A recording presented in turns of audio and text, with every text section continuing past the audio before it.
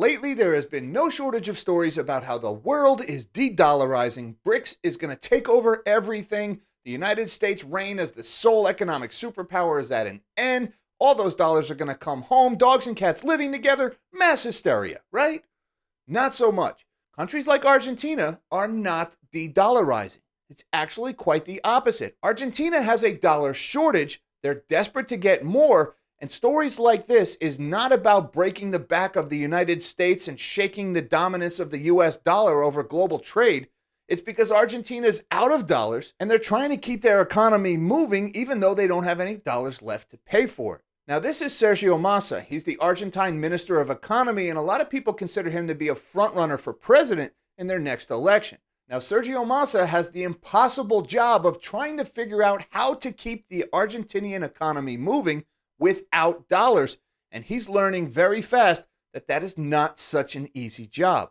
But to understand why Sergio Massa is in this impossible position, first you have to understand what has Argentina been doing for the last few years. Now, if you've been following my channel for a while now, you've no doubt seen this curve before. This is the United States M2 money supply. And if you haven't been following my channel for a while, this is a great time for you to like this video and subscribe while you're here.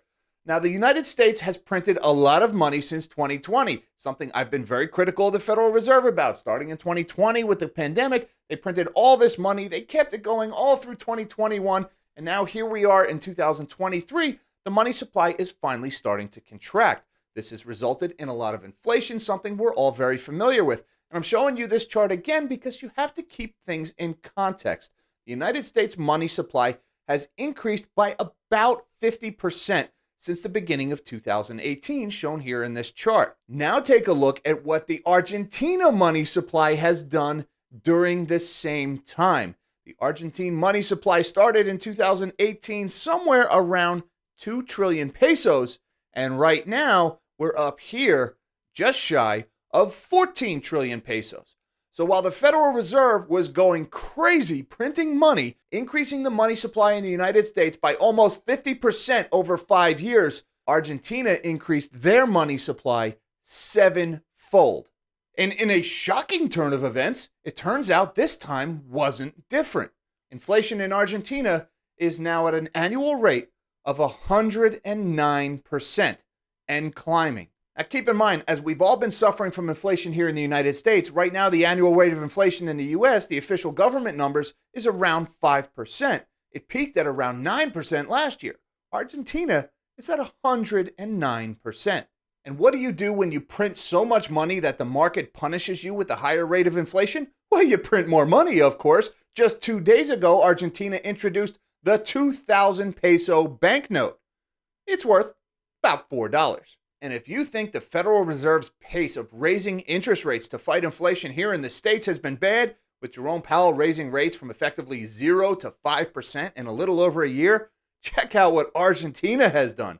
Argentina to hike rates and bid to stem inflation crisis, the key rate to reach 97%.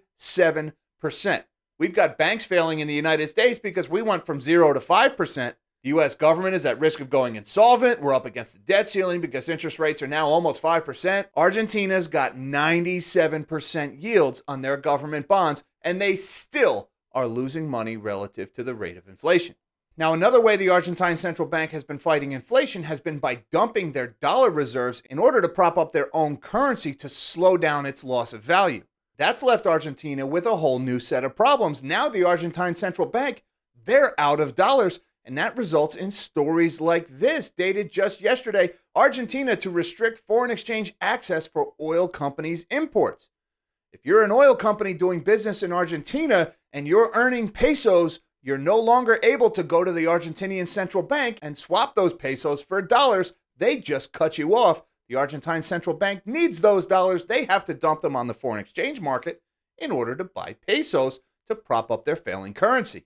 Argentina's government will tighten access to the foreign exchange market for oil companies that need to import amid a severe shortage of dollars, according to people with direct knowledge. Oh, look, there's those people with direct knowledge of the matter again. Apparently nobody has names anymore, not when being cited in the press anyway. Of course, that's what some dude with knowledge of the matter told me. Oil companies must now obtain financing from international banks or their parent companies to pay for their imports. At the same time, the central bank may allow companies to deposit pesos in accounts or assets that adjust with Argentina's official exchange rate, one person said.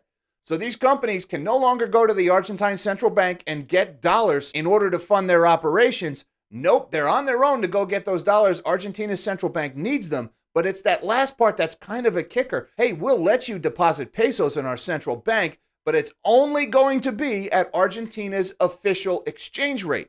And why is that important?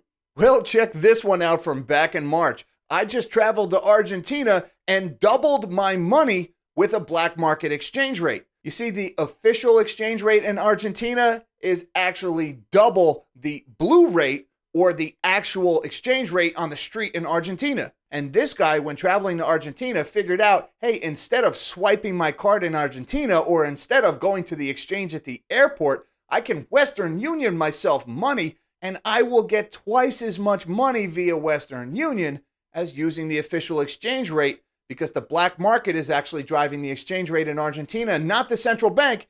And remember, the central bank just told the oil companies, feel free to deposit your money in our central bank at the official exchange rate, which just happens to be twice what the actual exchange rate really is. And unfortunately for the average person in Argentina, the hits just keep coming. Cash-strapped Argentina needs rain now to save crops from drought. Go figure, a lack of rain actually makes your inflation problem worse. Well, in Argentina it does, because keep in mind where Argentina gets most of their dollars from. Argentina is one of the biggest food exporting countries in the world, so they get most of their dollars by selling food. It's tough to sell food for dollars without rain. So this 2-year-long drought that Argentina has been suffering from is now threatening their crop exports, which is threatening to make their dollar shortage even worse, because less crops to sell means less dollars coming in and less dollars available to dump on the open market to prop up the failing peso. And of course, that has Sergio Massa looking into other options to keep his economy humming along. This one dated just today. Argentina seeks bigger China swap line to prevent peso sell-off. Talks come amid a peso sell-off, negative net reserves, CPI over 100%, and the economy minister Sergio Massa will travel to Beijing on May 29th. The central bank in Argentina has run out of dollars. There's a drought threatening their source of future dollars. They need to keep their economy moving. They have imports to pay for. And so they're asking China, pretty please, can I borrow yuan from you? That way I can use those yuan to pay you for the imports. Sounds like a pretty sweet deal for Argentina. China's actually willing to play along with this because China would love to get its hands on that reserve currency status, which is the only reason why the United States has been able to outspend virtually every other military in the world combined. That is a privilege China would just love to get their hands on, even if it means lending money to a country that has no chance of ever paying it back, just in the hopes of getting more people to hold yuan, so China could maybe one day export that inflation, which is a whole other story in and of itself. So if you're Sergio Massa, your only real option is to return your people to sound money, to back the peso by something like gold or silver, in order to give people some stability, some safe haven to preserve their purchasing power, so the eroding effects of inflation don't rob their life savings while it's sitting in the bank.